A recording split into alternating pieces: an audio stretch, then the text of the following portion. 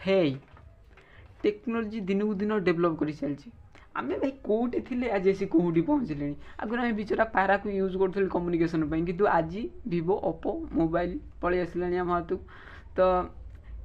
ये जो technology develop करुच्ची आ पछरे electrical ही हाथ ही आउ गोड़ अच्छी बिना इलेक्ट्रिसिटी आम कि तो इलेक्ट्रिसिटी जदि आमको एत हेल्प करुच्ची इलेक्ट्रिसिटी जदि आमको एत हेल्प करुच्ची तो सब लोग इलेक्ट्रिसिटी विषय जाना कथा सब लोग इलेक्ट्रिकल इंजीनियरिंग न गले चलो कि जानवा कथा बेसिक नॉलेज थवा कथा इलेक्ट्रिसिटी की जाना पूर्व इलेक्ट्रिकल को चिन्हवा दरकार तो चिन्हवाई आम पाखे गोटे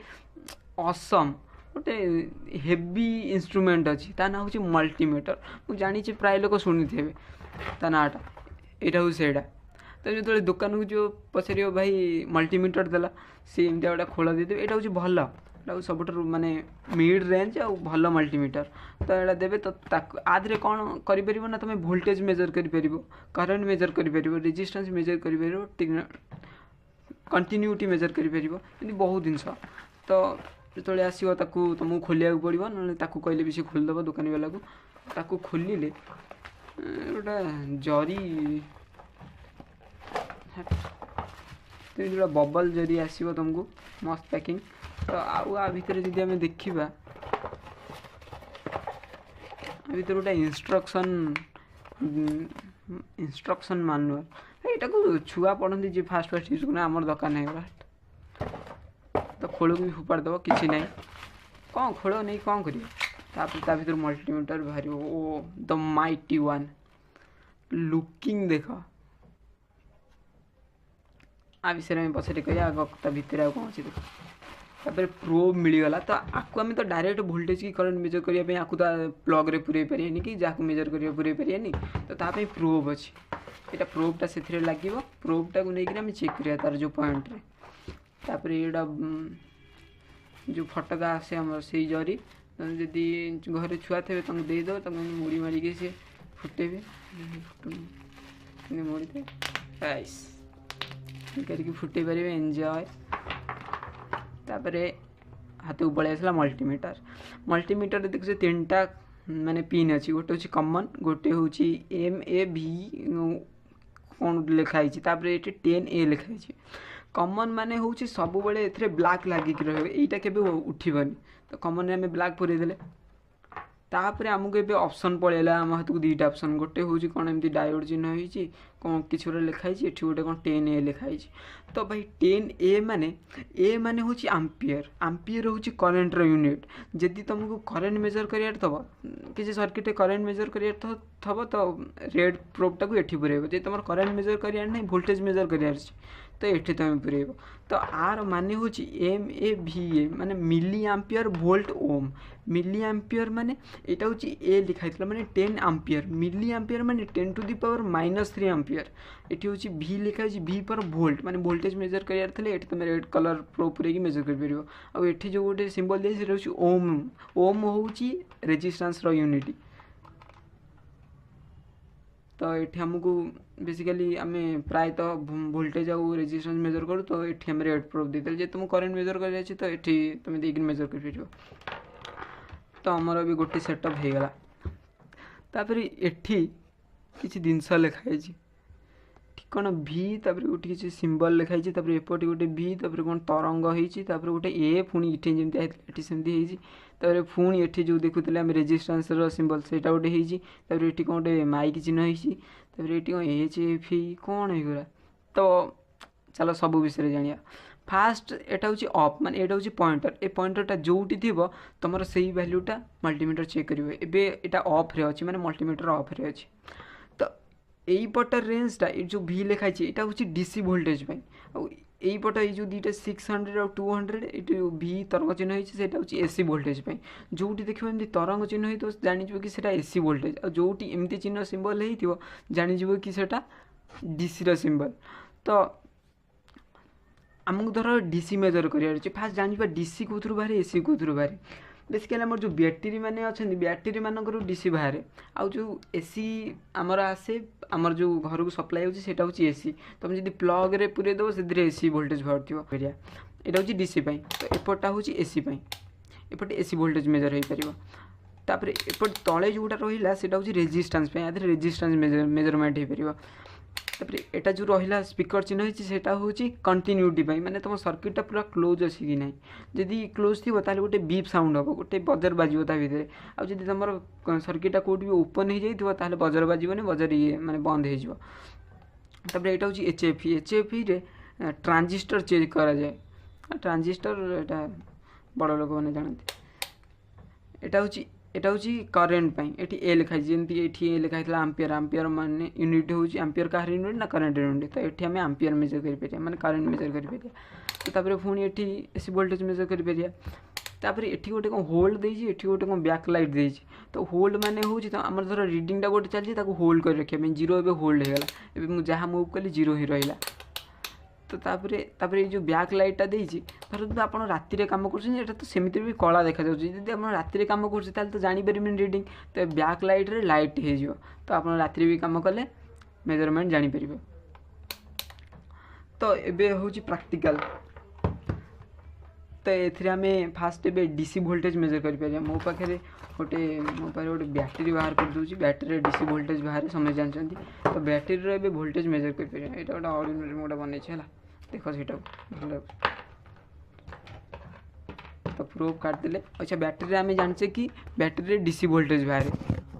बैटेरी डीसी वोल्टेज बाहर और ये बैटेरी हूँ 9 वोल्टर तो 9 वोल्ट ए 20 भितर 9 आस जाऊँगी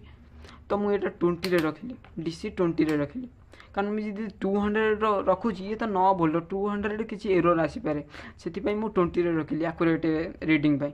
तो एबे मेजर करी ताको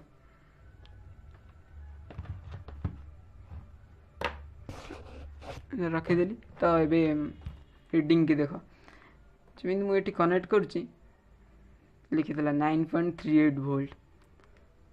यहाँ हूँ डीसी जदि मुझे एसी रे लगाऊँ और डीसी वोल्टेज मेजर करुँची किसी देखनी ट्रांजिशन देखो से एररटा आम डीसी चेक करदे तो ये हूँ एसी बारी एबे आम एसी वोल्टेज चेक करिया आम एसी वोल्टेज चेक करिया तो मो गोटे बोर्डटे नहीं आसी जोटा आम घर प्लग रे कनेक्ट अच्छे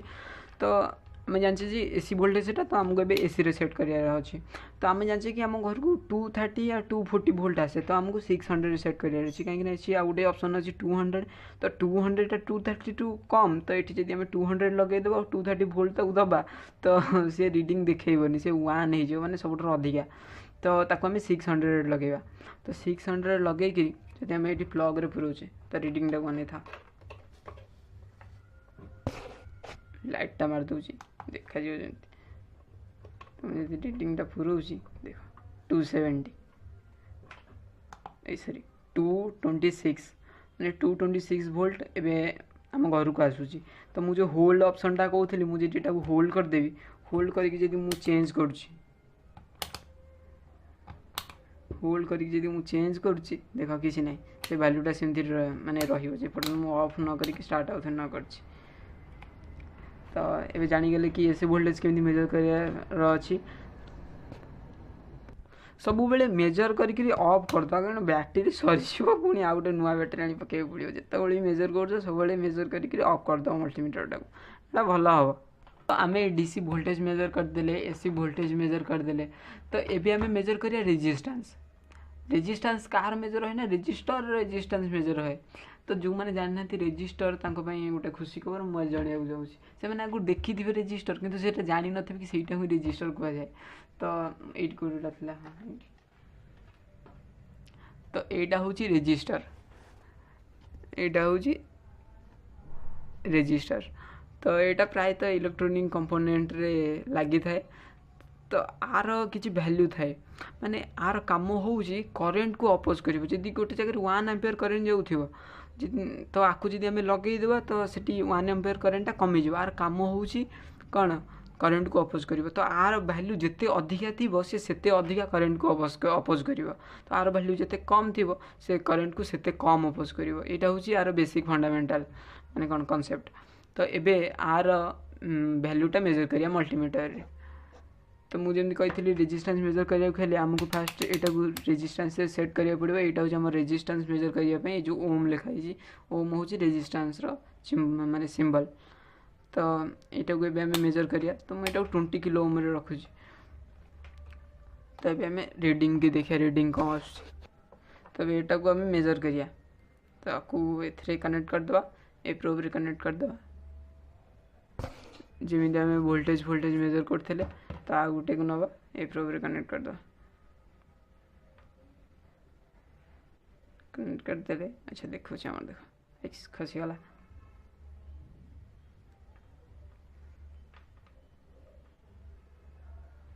तो आम जमी कनेक्ट करमती रेजिस्टर को कनेक्ट करदे। ये वैल्यू लिखिद यहाँ हूँ 12.98 किलो और 13 किलो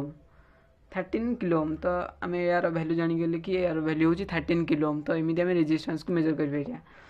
तो आम बेसिक जानीगले केमी माने मेजर कराव वोल्टेज केमी मेजर कराव एसी वोल्टेज केमी मेजर कराव डीसी वोल्टेज केमी रेजिस्टेंस मेजर कराव।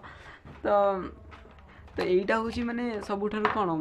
भल मिड रेंज माने कम पैसा भी मिल भल भी चलो। तो 8 रु जी कम पैसा चाहूँ ताल हूँ यहीटा भल पड़ो कि ना आराम से किण भाई टोटाल किणवनी मुझे मिछ कहली। देख आ अवस्था कौन हो देख आ अवस्था कौन हो देख ये कौन मत मैंने केते काम करने पड़े देख आर गोटे ना मैंने मुझे हैरान हो 3 मास को यूज करी भाभी पड़ो ए। तो यहाँ के भी किणा जीवन। तो यहाँ हूँ सबुठ भल आउ कौन मिड रेंज आउ भल भी चलो लॉन्ग लास्टिंग। तो वीडियो एतिकी thank you bye bye. Subscribe कर तू भाई बेल आइकन को क्लिक कर बेल आइकन को क्लिक कर अरे बेल आइकन को क्लिक कर सब्सक्राइब